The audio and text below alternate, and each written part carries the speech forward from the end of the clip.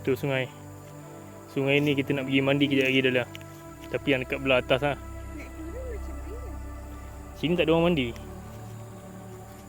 Sini monyet je mandi kat sini. Mesti ada taik dia kan?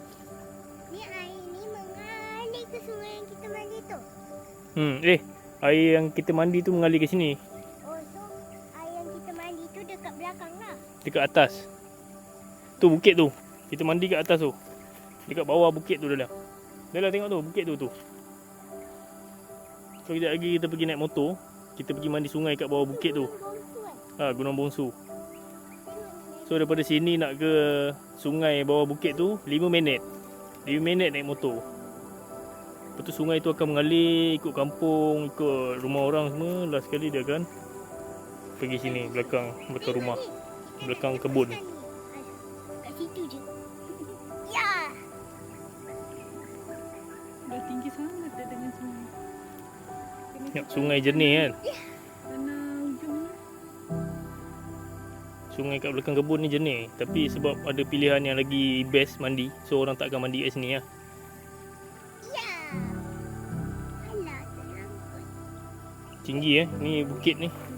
Hasil daripada pokok sawit yang ditebang dan sampah-sampah dia. So kita longgokkan kat belakang. Jadi tinggi macam ni.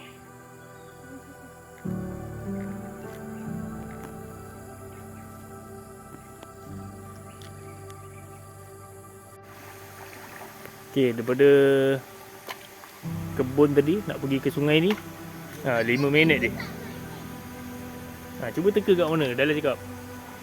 Seronok dia Dia dekat sini hari-hari dia mandi sungai. Sungai pun jernih. Sini ambil air kat situ. Kat situ kat dalam dia. Kat situ dalam.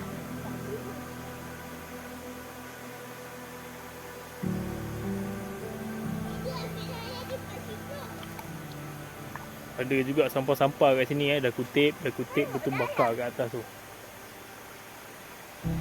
Dia ambil air dekat sana. Lalu sana, lalu situ.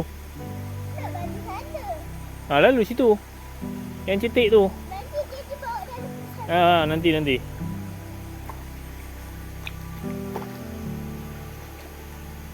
Seronok kat sini sebab hari-hari boleh mandi sungai 5 minit je naik motor. Kalau tak nak naik motor boleh mandi kat belakang kebun tu. Itu lagi cepat lah. Itu 1 minit lagi. Tapi tak entik lah. Tu dah naik motor.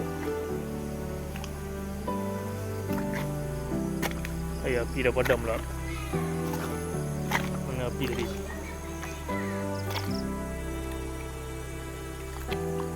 Kebun Musangking. Kebun ni dah kena naya dengan beruk Tengok pokok kesian dah kena naya dengan beruk.